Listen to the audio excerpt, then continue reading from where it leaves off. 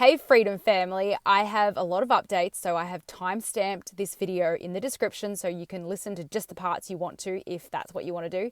The first announcements are for Australia, and this is really exciting because RDA did get enough support to stay around, at least in some capacity. We've got the truth bug driving around, we've still got an admin staff, so give us an email, give us a call, we're here to support you. We've still got the MP lookup that is very useful, so you can find any member of parliament that represents you. You can look up lower, upper, parties, etc. It's really, really useful. We've got the business directory and we're still sending emails about once a week, and we're still providing support for events and things like that. So sorry to the haters, but we are staying around, and thank you for all the support. Secondly, my personal situation in the Australia front, as you know, before I came to Europe, my court case has kind of finished up. So now it's our time to put them in the hot seat. And the great thing is, when we are the ones running this case, they can't withdraw. They can't withdraw. It's going to be my terms. It's going to be our terms, I should say. Because this case is not about me.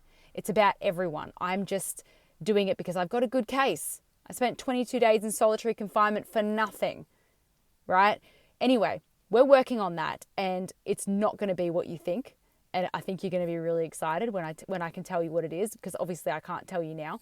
But I should be able to by the end of September. Anyway, that's the Australia front. As you know, I'm traveling in Europe at the moment. I drove about 1,500 kilometers. I drove about 2,500 kilometers in the last 3 days. I spent a lot of time in the car. But luckily, in mainland Europe, the speed limit is like 130, which is really fun. Not in Norway or Sweden. They're really slow drivers, and they all obey, which is, interesting, but that's another story for another day. So I have had about 8 or 9 events so far in Europe, and I've just got to say I'm so inspired, and my job is to somehow pass that inspiration on to you if you're listening to these videos and through my Substacks. So in Norway and Sweden, Norway specifically, I got to be honest, we had 3 events. They were all extremely well attended. 30 to 40, maybe over 40 people. And everyone was just so nice. And it was the youngest demographic I've ever seen in a country of freedom fighters, which is, they were shocked when I said that. But there were 30-year-olds, 20-year-olds, and of course there were older people too, but there was more younger people than most freedom-loving events. So that was really awesome to see. And I just had such a warm reception, and I got some great ideas from these people, and that will obviously showcase itself over the next few months. But it was so varied. They've got political parties, political movements. They've got local grassroots things happening. And for a country that barely had any restrictions compared to Australia, I'm really impressed with the pushback, because I thought that Australia was really strong with the pushback because of how bad it was. But I'm surprised that Sweden and Norway are also really inspired and creative. So anyway, it's been amazing. And I just wrote my first Substack about my trip to France, and I'm really shocked by the feedback. I'm shocked at the number of subscribers I got in like 24 hours and views. So that just shows me that it's worth it, what I'm doing, even though I'm getting lots of hate for it, because, how dare I travel Europe and work and meet freedom lovers, because that's a terrible thing to do on my own money. It's just such a terrible thing to do. But this has given me a lot of empowerment and encouragement to keep going. So my next one will be about Belgium, because that was the next country, and then I'll keep going. But I'm going to be a few weeks behind every country, because it's hard to drive 2,500 kilometers in 3 days and work at the same time, which is what I'm doing. So it's kind of tough, and then you've got to charge your laptop and things like that. So it's a bit full on, because I'm living in a car, because it's the best way to do things. I don't sleep in here every night though. I do get Airbnbs and stuff like that, but man, it's great to sleep at a truck stop just to get, anyway, I'm not going to go, that's not what I'm here for. But okay, so for the next 3 days, this is pretty exciting. I am staying stationary because I'm working on my book. I'm finishing the final edit of my book, which is planning to come out in mid to late September, but I will do my best.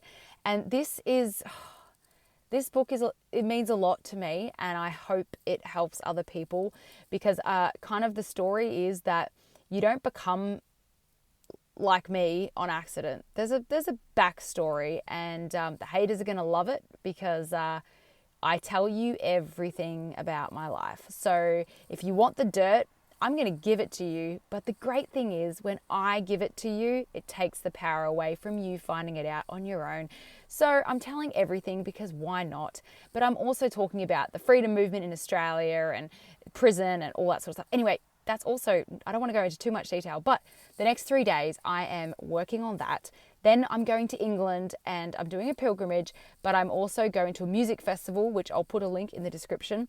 And I'm meeting with David Icke, and then I'm going to Ireland and Scotland. So if you're there and you want to have an event, just contact me and we'll make it happen. Everything is going extremely well. And an update on my window situation. You guys know, if you don't know, I bought the car for $1,500. Everything was working fine. And then the air conditioner stopped working, but I was like, oh, it's okay. I've got a sunroof. Then the sunroof broke. It's okay. I've got windows. And then my passenger window broke.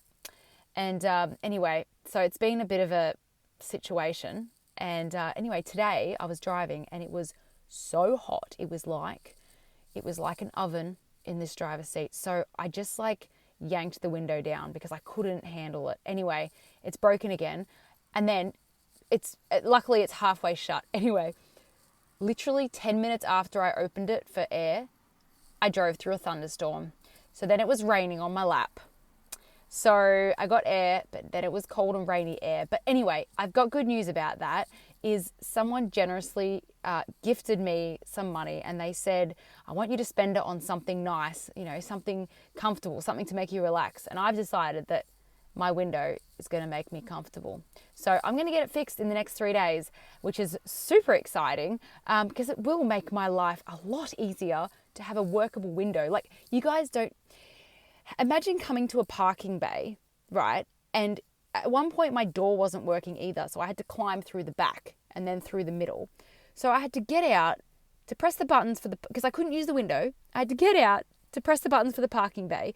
Then I had to climb through the back and people behind me must have been like, what the hell is this chick doing? Anyway, so I've decided getting my window fixed is a priority. So I'm going to do that with the money that person gifted me. And there is extra, and I am going to do extra things with it. So thank you. That same person also donated to RDA, which made it possible for RDA to continue. So for now, anyway. So thank you very much. And that's enough for now.